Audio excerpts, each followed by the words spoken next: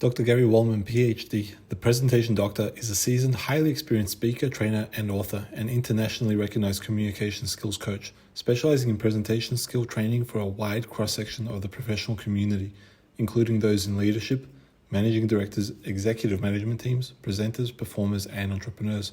He has extensive expertise in conflict resolution, team building, and stagecraft, platform skills development. His speaking, coaching, and training, together with the videos, audios, and published materials he has produced, enable presenters to communicate with renewed vitality, authenticity, and confidence. In both his live and online sessions, Dr. Gary provides opportunities to make presentation breakthroughs and release patterns of holding back one's passionate presence, caring, and full self-expression, to speak from the heart, from one's innermost core, in and on all stages in life. As a speaker's mentor, he specializes in enhancing the full-bodied engagement, interactive impact, and effectiveness of live and recorded presentations, navigating the online stage, and assisting CEOs, executive managers, developing leaders, staff members, speakers, athletes, entertainers, and those on top of their game to bring out their voice, message, and wisdom to be fully heard, seen, and received as they've dreamed possible. Enjoy the show. On this theme of initiation, like you mentioned that you know what you wanted to speak to. Is there something alive for you that came to mind? Of events that I have in coursing through key moments in my life that have stood out, that have been initiatory. And interestingly enough, one of them was actually when I was a 13-year-old and being born in a Jewish family. I was pushed into going to Sunday school and Hebrew high school when I was 12 and 13. And even though I was a really good student in ordinary school, I acted out like there was no tomorrow. I was nearly kicked out of the Hebrew school. And what I'm bringing up is I did not get bar mitzvahed. I chose to not get bar mitzvahed. Most Jewish boys get bar mitzvahed. They get lots of gifts. They get lots of presents, and it's a initiatory rite in the Jewish faith for a boy to become a man. And at that time, my mom and dad and I found out that the same synagogue that we were going to have me get bar mitzvahed in demanded that I go for 3 additional years to Hebrew high school, which I hated, and that we use the synagogue's own caterer to be able to celebrate the festivities. And my parents and I looked at each other, and I shook my head. And this was a real manly thing for me to do. This was the rite, the initiatory rite about being a man in the Jewish culture. And I said, I'm not going to do this. This is crap. This is manipulation. I won't do this. And so my standing up, instead of getting all these thousands of dollars of gifts and this Right. ceremony about being a man at age 13, I said no to. And you know what? That was the first thing I can think of that was an initiatory rite where I said no and yes to myself. That was a powerful initiation for myself personally as a man. Yeah, beautiful. And I feel like that speaks to a pretty important topic that it isn't discussed enough in today's day, where it's okay to say no, and there's actually profound power and revelation in knowing how and when to say no. It's interesting that you say that because when we rewind the clock to my very first words in this lifetime, my mom was wanting to show me how to walk when I was really young. Hmm. And perhaps my getting out of her womb 3 weeks early was a sign I didn't really want to be in there or I didn't feel safe in there. I don't know. I don't know consciously what it was. And I saw how uncomfortable she was in her body. At that early age, before I had any words to say. And she said, "Oh, come on, let me help you show you how to work." My first words in this life were, "No, no, self." That was my first initiation. As far as I know, that no to people telling me what to do Hmm. has been the story of my life. I am a stand of command in my land for everyone to find their own innermost authority and to stand against oppression and to push back at what is forcing them to fit into a certain structure. I couldn't and I wouldn't do it. There's Right. another moment that comes up that I'll share with you as well. This is more than a moment, this is a phase of my life. When I was 20, and I didn't get into medical school to fit into the structure that I thought I was supposed to fit into.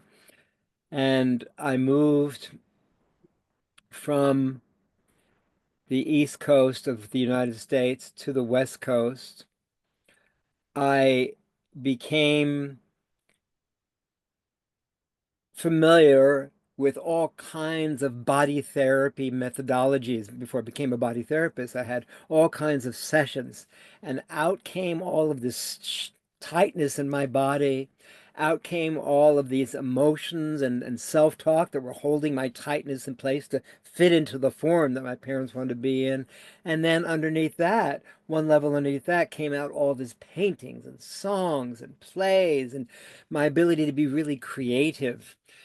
And I realized at that time, even though I didn't have the words at that time, that, oh my goodness, we're all buried inside of our own landscapes. I'll devote my life. This was another initiation for me in my early 20s to being an archaeologist of the soul. I'm going to devote my life to creating pathways for people to do what I've just discovered in myself at early age 20, to free the physical layers of tension, to free the emotional self-talk, and then out come these gifts of creative expression. What I'm leading to is this. Well, I came out as a court jester, as I actually someone had make this hat for me in this Harlequin outfit, and I moved to Hawaii and I began doing all these performances, something my parents would never accept me doing. It was outlandish for me to like jump out of the box like that. And what I was leading to in this part of our conversation, Mark, is this that my mom and dad, my mom didn't tell me at that point that my great grandfather on my mother's side played clarinet for the Czar and his brother was an artist. What? And Wow. here I'm doing all this stuff with creativity, and my parents want me to fit into this box of being a professional, intellectual, something academic or something that runs companies. And me, I became this creative. They didn't want me to even know that there was a creative bone in my background. And they always said, you can't make a living with your creativity. Now, this is what I do for a living. I help free people Okay. from being stuck in our and imprisoned in our own landscapes. It's so interesting how we create our own initiations. So that was a really big one for me as well. Two things that you've spoken to that I'd love to go a little bit deeper on. One, this theme of saying no. It seems like for you, like it was your first words, right? And so First words, no, it, no self. you had a relationship with it right from the start.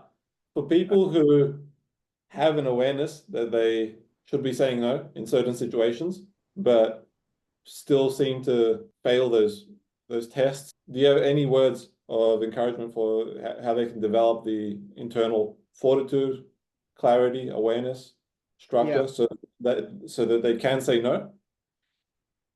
Well, I do. And the interesting thing about the way I'm going to answer your question is I'm going to turn it inside out and backwards, being a court jester and being called the upside down kid when I was walking on my hands during my early adolescent years and beyond. I had a moment where I actually found myself saying yes to something and no to something else, which was another very significant milestone in my life. I mentioned that I didn't get into medical school after trying really hard to fit in, and I thought I wanted to be a child psychiatrist. Didn't happen. Went to a very fine Johns Hopkins University pre-medical studies, and I was upset.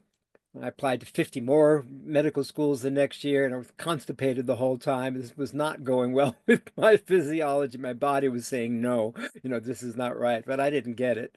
So I went to see a fraternity brother of mine's father, who was a psychiatrist in Boston. I flew from New York to Boston, a couple hours north, and not to have a psychiatry session, but to have a counsel from a friend's father.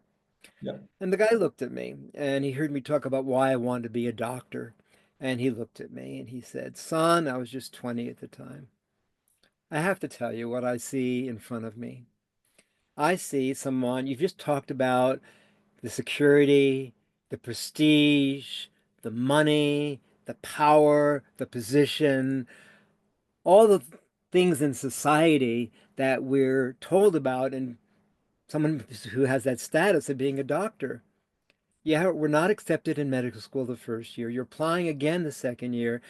I have to tell you that who I see in front of me is a young man full of energy, full of vitality, full of creativity, and with such a humanistic soul. Have you heard of the field of, this is 1973, of humanistic psychology that's just beginning right now? You could easily be a pioneer and carve your own way rather than try to fit into someone else's movie. That may not be you at all. Your no in one direction could turn to be a much greater yes in your own unique way. Well, I left his home, walking through the streets of Boston, and for the first time in my life ever, I felt in my physiology, in my body, the word and the sound, and every pore of me was singing, shouting, yes, yes, yes. I was so much sweating in my hands now, recognizing the truth and the wisdom of not just saying no to fitting into what I couldn't belong to, round peg in a square hole anyway. And the yes, this is what I want to tell people who are listening. The yes was so pervasive and so powerful and so wet and enlivening. My whole body, my clarity of mind, everything about me woke up in that moment, in that single moment, in such a way. I told my parents with these two huge suitcases, I'm going to be leaving home. My mom cried for the first time I ever, she didn't even cry at her husband's funeral. She knew I was leaving, and that was when she cried, that I was leaving for good. And I moved to San Francisco, and I basically found my own way. It wasn't the field of human psychology, but I carved my own path. And the purpose of my saying this is when you who are listening and watching this interview recognize when you say no to something that's not working for you, it opens up a greater yes. Close one door and a cathedral window opens. So the yes often comes with an increase of the physical body energy, the eyes rolling around more fluidly in the sockets. When I do my presentation coaching with people, I often have people practice these words. The more I trust what I deeply know, the more my thoughts, my words, my actions fully, freely flow. Hip, hip, hurrah! Row, row, row, your life is what we theme. So that single moment of recognizing the energetic physiology of the yes was what I'm recommending for you who are listening and watching that you pay attention to. If you wonder which direction to go and you start to weigh one against the other. What's the difference in the physical body, the way your thoughts, the way your words, the way your actions and your interactions, even your dreams give you signs? And this will tell you which is the right path. I love that you spoke to the way that the physiology responds to like where our path is most inspiring or most alive.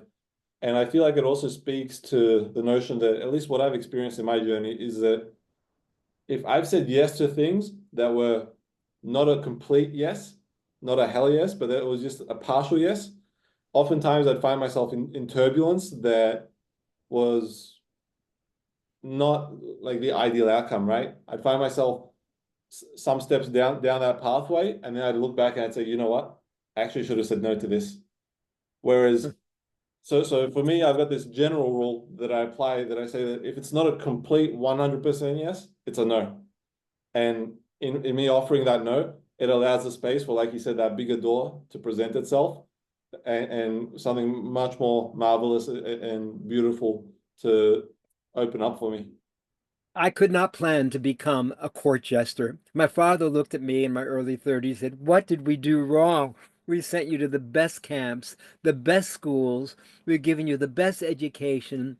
You're such a leader. You got the award in graduating from your very fine private school for the one senior in the class. You won, you got the headmaster cup for the one student had the best combination of athletics on the one hand and academics on the other. What have we done wrong? You're a court jester. What in the world is that? And my parents were telling me that I'm a failure, they're a failure.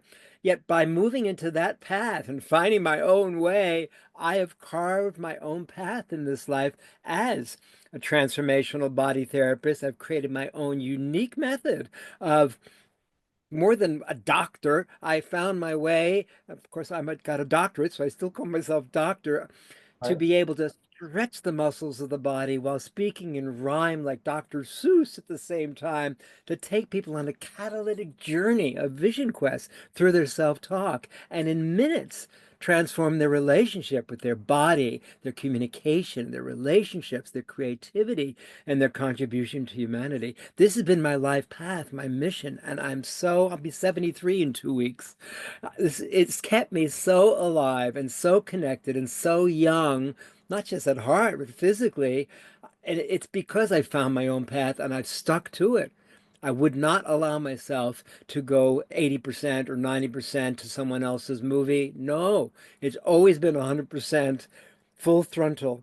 And it's been a wonderful gift now, looking back on it. Now I'm starting to be recognized as a master in my field. It's taken me 7 decades to release my own beliefs that I'm an outcast, that I don't fit in. And now I'm actually a leader for people who have tried to fit into the straight and narrow and they're stuck. And I'm not. I help take people out of the boxes into their own unknown because that's what I know. I know how to take people out of the familiar to something far more exciting, far more full of possibilities. That's my life path. That's my passion. That's my mission. That's my truth. That's my wisdom. That's my way.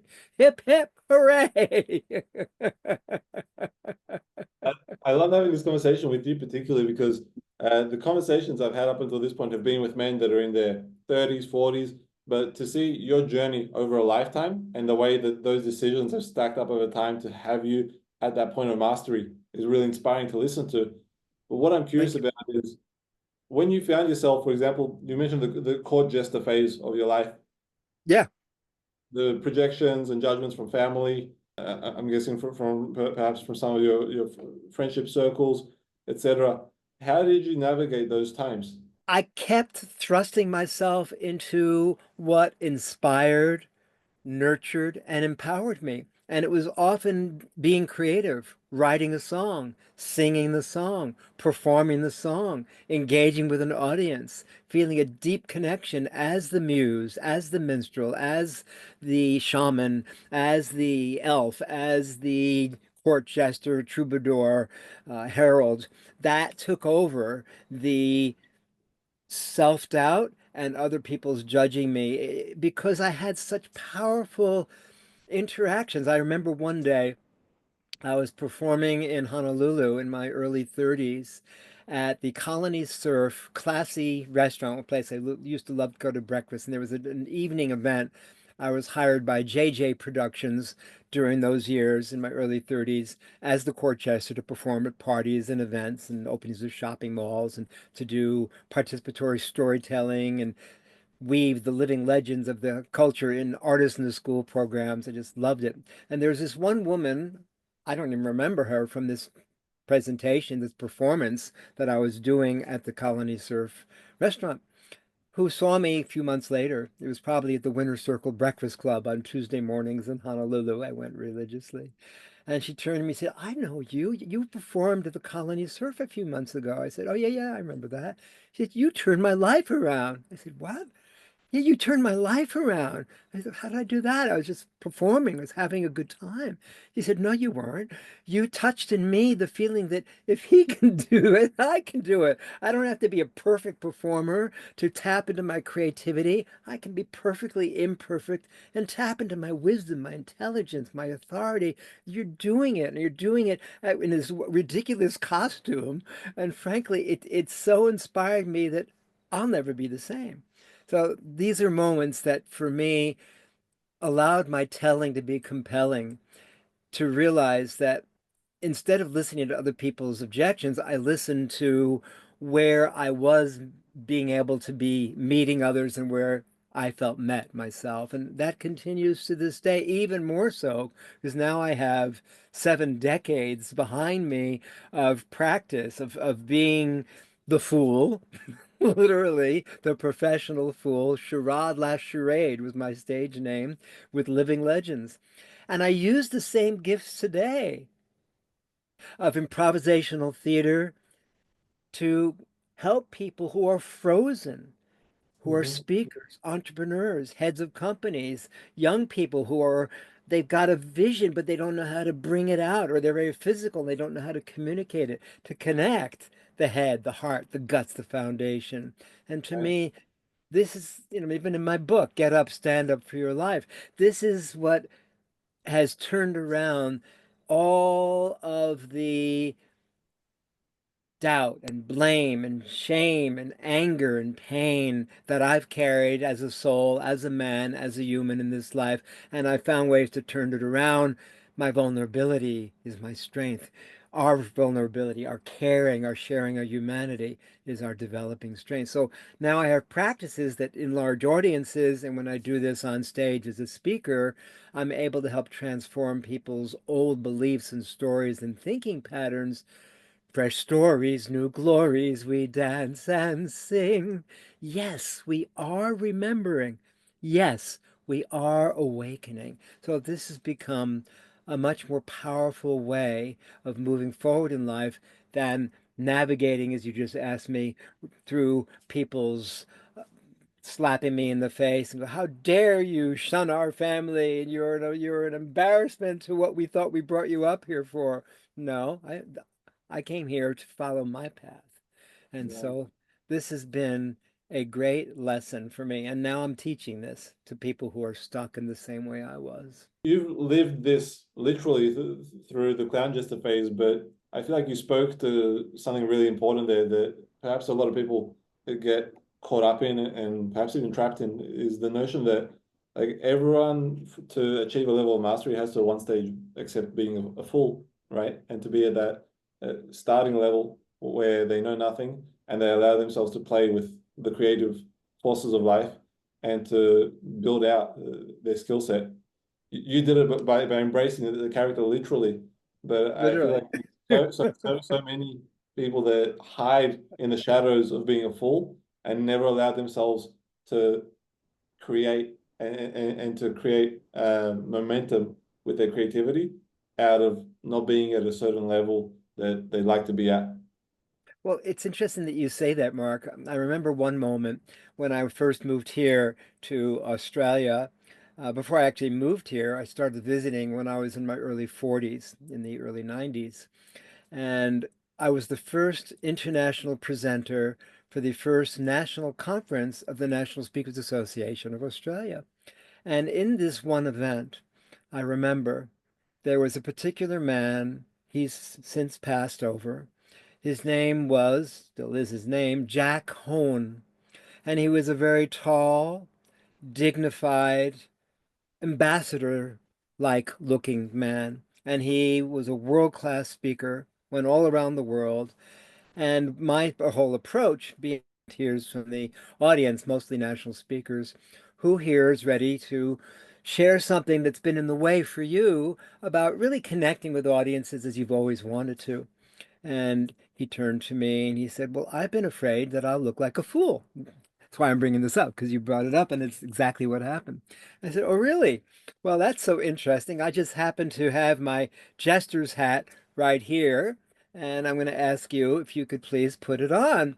And just instead of just talking, sing and dance and romp around the room like a fool and, just be silly." I wanted to give him permission to do something that he just was terrified of doing.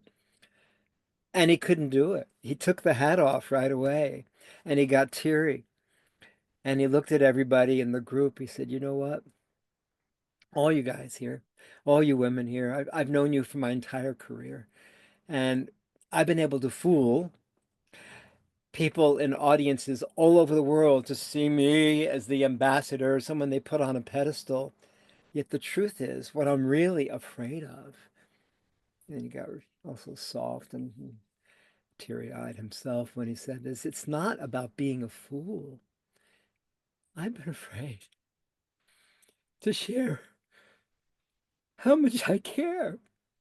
And he got so vulnerable and so beautifully authentic in that moment that his peers came running up to him and hugged him and said, Jack, I've never seen you so authentic in all these decades as right now. Well, this is a moment where we take the fool and we bring it up to another level. My sense is, and my practice is, 'cause I've been doing this my whole life, that if I can be really silly, if I can be really silly and trust letting go of control and having myself having to be a certain way, then, only then, can I share my deepest wisdoms and truths. So for me, that's the pathway. I've been able to do by allowing myself to be the fool is then out comes the creativity, out comes the held in wisdoms, warmth, mirth that has been pushed down for so long. And some people need to get out their fear of that, like this man did. And then he shared what's really going on is, I'm ready to share how much I care. And that was a defining moment for him. Reference point that I have for the full is in some of the indigenous cultures that I study, they tend to have a space for people to play out the sacred clown, right? And through that magical theater, the clown regards nothing as sacred and therefore shows the sacredness in everything. And so it's like this nice play on the opposing paradigm, which it doesn't become about one or the other, but exactly to what you spoke to, it births through something else in the person, the way it did the vulnerability with this example. It, So I'm curious if you yeah. could speak a little bit more to, I know you mentioned the importance around that theme of vulnerability in going through process of initiation. Yeah, I will. And I also comment on what you just said. During my mid 30s, when I had already come out as the court jester, and then I moved from Hawaii to San Diego, and I was putting on these Hechicero Enchanters Gatherings events once a month. And in these gatherings, I remember that there's a sacredness and an honoring, for example, as you just mentioned, in Native American culture to the what in the, I think it was the Hopi culture, the Koshari clown, Koshari, had a very dignified role, respected in that culture. The role of the contrary in our Western culture, even though my great-great-grandfather played clarinet for the Tsar and his brother was an artist, and I, by coming out as a court jester, tapped into the contrary because I was just rebelling my whole life, saying no, no, no. By tapping into this wisdom of the contrary, I found a place to find that appropriate, to find the inappropriate being appropriate. I want to mention that because I've been able to be honored the role of the contrary, of which my life has been so much a part. Now that I'm doing it more to help people find their own authenticity and vulnerability inside. So I'll now move to that subject. Over the years, as I've shared all the pain and anger and blame and shame that I've held on to about being so different or needing to individuate to be able to find myself because my parents wanted to, my mom in particular, you've got to do this. We brought you up for this particular thing. And I was in so much and had to go as far away from New York as possible, California, Hawaii, New Zealand, Australia, Bali, Thailand, over 50, 60 years. I kept moving as far away as I could. Both parents are deceased now. The vulnerability has been a huge part of this journey because as I've honored my stepping away from the norm, and then out came these gifts of creativity that I couldn't keep down anymore, not just the pain, the physical tension releases, the emotional holding patterns and self-talk releases, and then out come the gifts of song, painting, dance, creative expression in all its forms. And this is where the combination, crying at the same time, while crying, a song would come to me, and the words, I would see the words, I'd say the words, didn't even have to rehearse it. I put it onto a Walkman when the Walkmans were there. I'd immediately get the poem out or the painting out. I have hundreds of pieces. So vulnerability for me is an expression of ritualizing emotion that could be also a very difficult emotion. By sharing through creative ritual, an emotion that's turned into something that then becomes sacred and sustainable. I say sustainable because a song has an ongoing life force to it where a person may not. Beautiful song that I came across once.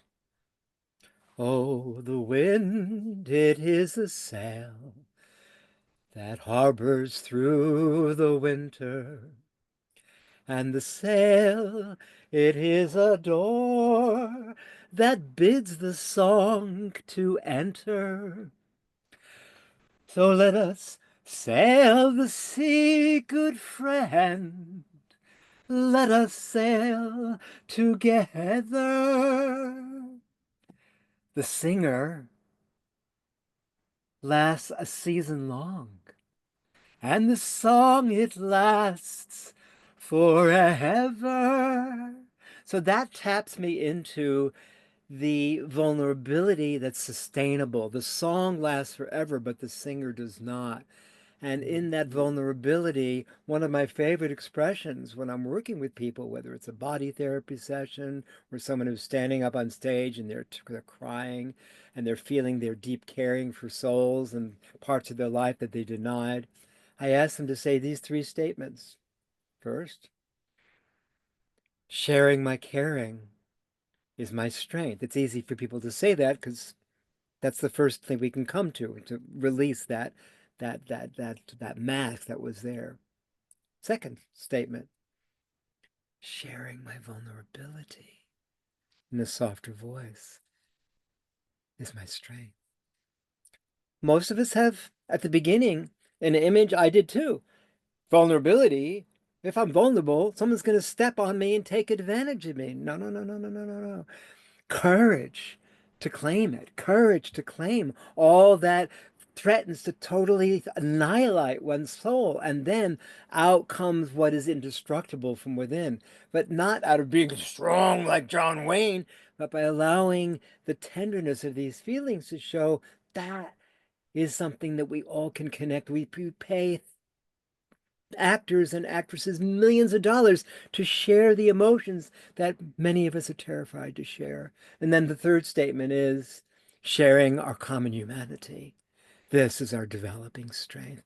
I often have people say that with matching words, the vocal words, the verbal words with the vocal sounds and the visual delivery to match that all up. Vulnerability is the key, the courage to own what has been shamed, what has been ignored. And then when a person can do that, person says, I'm afraid to speak, great. And as soon as you admit it, the fear disappears.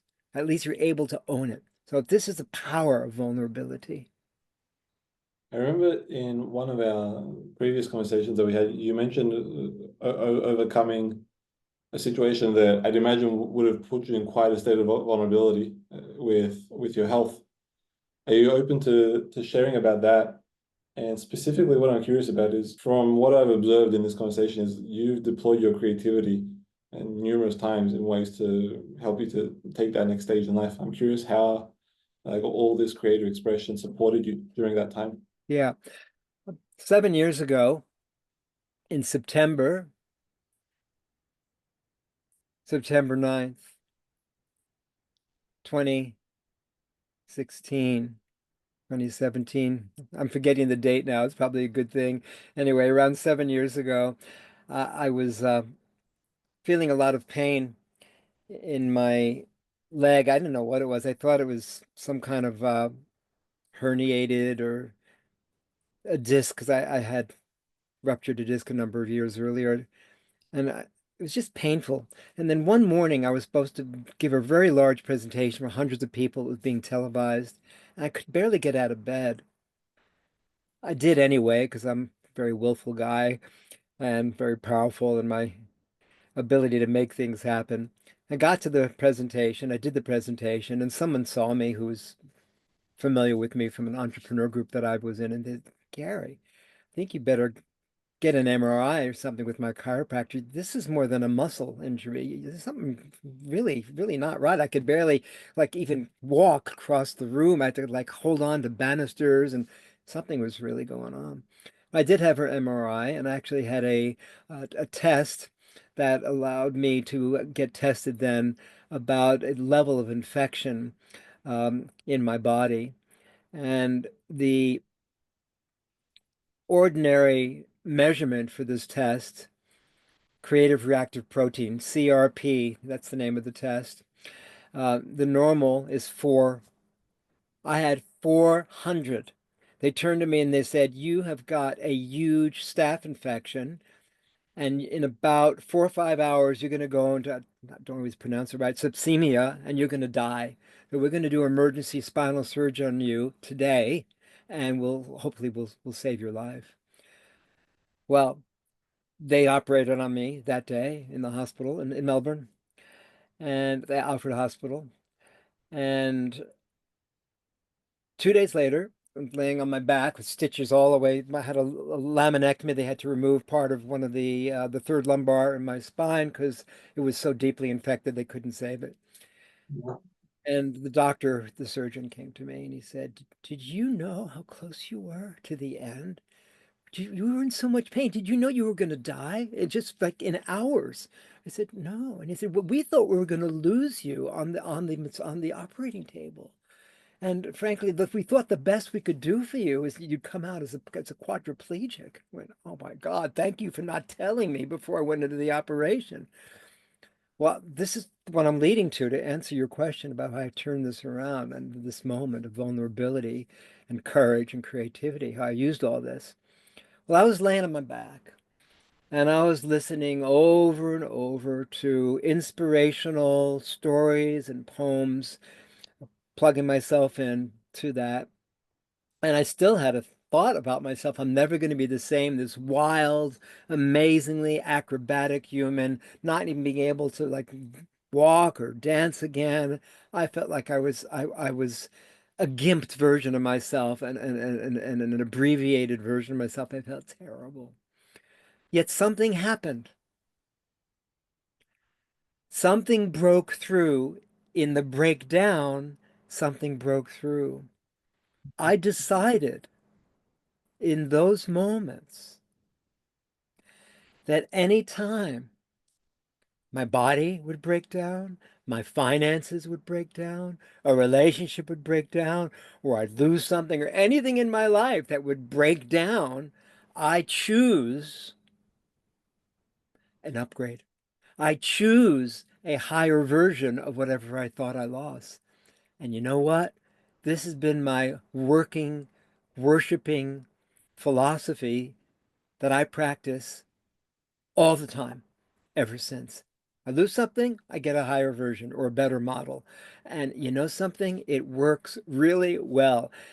It's a practice. It's a moment to moment practice. I lose something, I get up. I break something, I do get a better version. I paint some different version. So I use my creativity to move through vulnerability as strength, as a creative ritual, as my own practice. I take time every day, every moment I can to nurture, to inspire, and to empower myself with every thought, word, action, and interaction. And it's a practice. Sometimes I forget. And I choose, that's the key word, I choose to remember, I choose to practice. That's the vulnerable moment. That was a real turning point in my life. Now I am a stand for other people to do that too. Something falls apart. Okay, let's reinvent a new story and let's see how that shows up in a multi-sensorizing way so you can see it, hear it, feel it, taste it, and then report back to me as your therapist, mentor, guide, counselor, coach.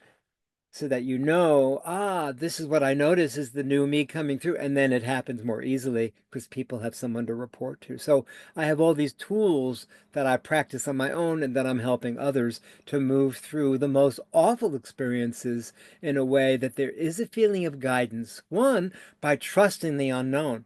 I've gone from one place to the other, New York, California, Hawaii, New Zealand, Australia, Bali, Thailand, for 60 years, and I've come to not only know the unknown, but I actually found when I was screaming, yes, from leaving that psychiatrist's home, that it's actually the energy of trusting, moving into the unknown that creates the way for 1,001 new experiences.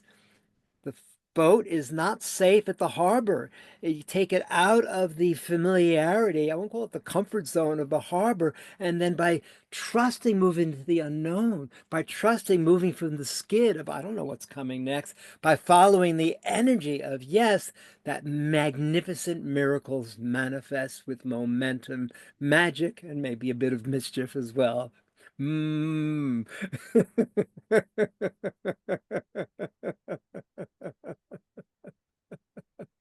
One thing that I love about everything you've shared with us is that trust that you had in the mystery is, at least from what I'm observing, when I speak to men and people in general, not just men, is that there's a lack of that trust in the mystery and the workings of the divine, however one chooses to label it. But to the degree that one trusts it, it allows us to make those choices that you spoke to of reinventing the story and allowing ourselves the upgrade. And to the degree that one falters in their trust or their faith is a degree to which it just becomes more turbulent and stormy.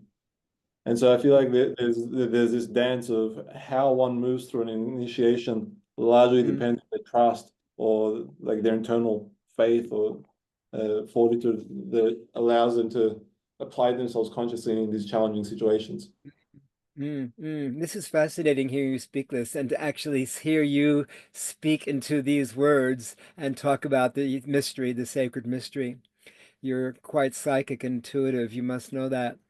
In 2 days here in the permaculture community that I live in on the top of a mountain, 550 meters above sea level, 2 hours from the nearest town, we're having a Lakota Native American Indian traditional sweat lodge. And I've been asked to perform a prayer. And there's a prayer that I've come across 4 years ago when I was in Thailand, being part of a holistic team as in Koh Phangan Island near Koh Samui at the Orion Detox and Therapy and Healing Center. And I came across this poem that someone shared with me. And it's a poem to Wakantanka, which is the sacred mystery. And this is the poem. I've been memorizing it and practicing it for days. So I'm going to share it with you because it sets the stage for the mage and the sage to come out of the cage to enter a new page. So this is what I'm about to tell the people before we enter the sacred realm of the fires to move into our own unknown in a few days. And what I'm going to infuse people with, it's a Lakota prayer, and this is a Lakota ritual. So it's really timely that you pick up on that, and I'm going to share it with you now. Wankatanka, sacred mystery, teach me to trust my heart, my mind, my intuition, the senses of my body, the blessings of my spirit. Teach me to trust these things so that I may enter my sacred place and walk in balance with the passing of each glorious sun.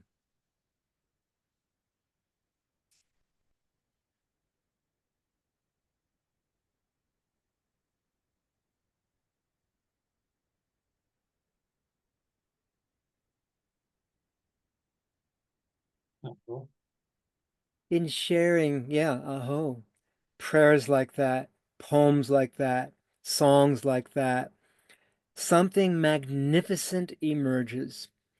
One day, 40 years ago, I had just moved to Hawaii. It was 44 years ago, 1980. And this is just before I came out as a court jester. And one day, it was around Thanksgiving. That's a holiday for celebrating gratitude. This song came to me.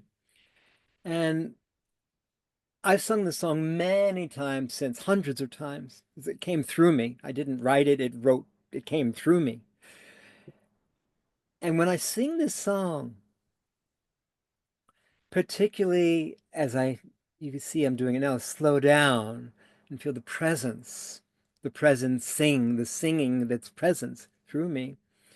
It feels like the song is singing me, and the vulnerability puts me in such a state of resourcefulness that anything, anyone that is able to hear and feel the words, the wisdom wafting through, reaches this contagious connectivity to themselves, to each other, to life, and to creation itself.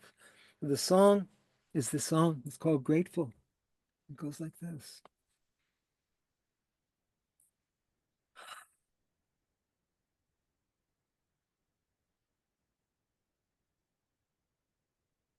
I'm grateful for the things that last. Grateful for those that pass. Grateful is the song I sing, close to my heart, with full presence of wing. Grateful is this dance we dance, passing through here, our souls in hand. Passing through here, we add good to this place. Our lasting visions leading the race. We're grateful to cooperate, for in blessing together, create beauty in our faith.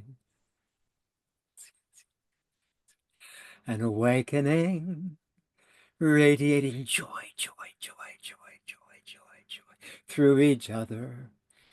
We are born to heal ourselves and one another. We are born to celebrate ourselves and one another.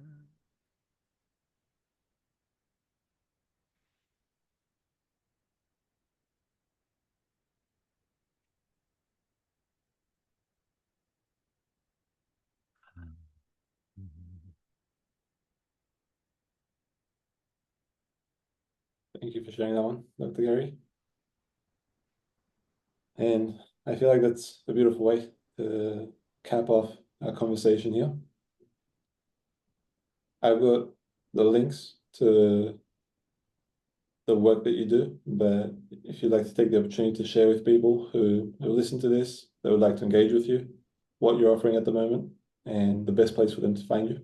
I'll add all of it in the show notes as well, and so people can catch the links there, but so that they can hear it from the horse's mouth, as they say. Nay.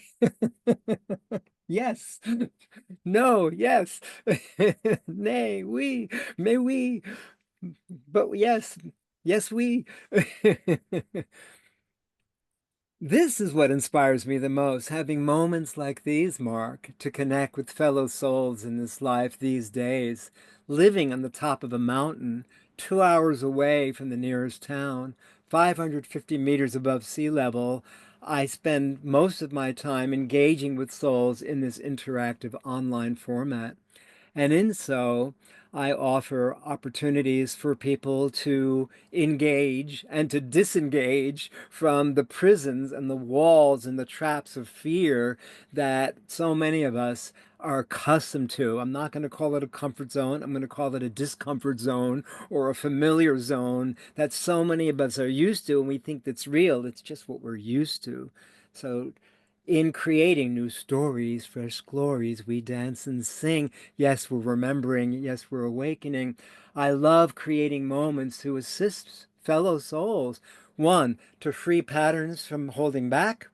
Two, to be able to multi-sensorize your new self-talk. I am creative. I am playful. I am transformational. That matches gestures, and to sing it, to shout it, to whisper it, to do it as the court jester, the herald, heralding the news for all and everyone to hear. The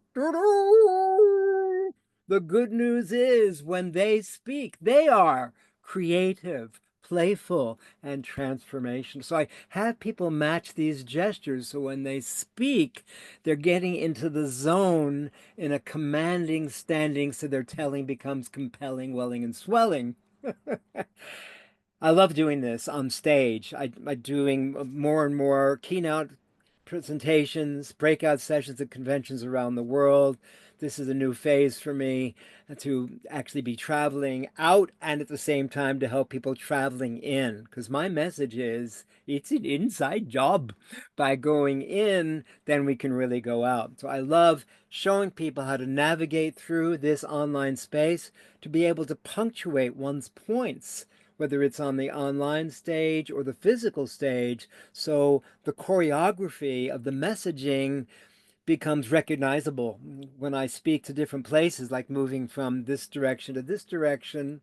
It's a timeline. So you, in the Western language, you're trained to know that I'm moving from past, present to future. So I show people how to punctuate points online, on stage, to be able to help people who are seeing you know what you're going to say before you even open your mouth. These are some of the tools I teach. So I love, this is what I love doing the most these days, is helping fellow humans share your wisdom, your message, and your voice with the world as you dream possible. So we do it online.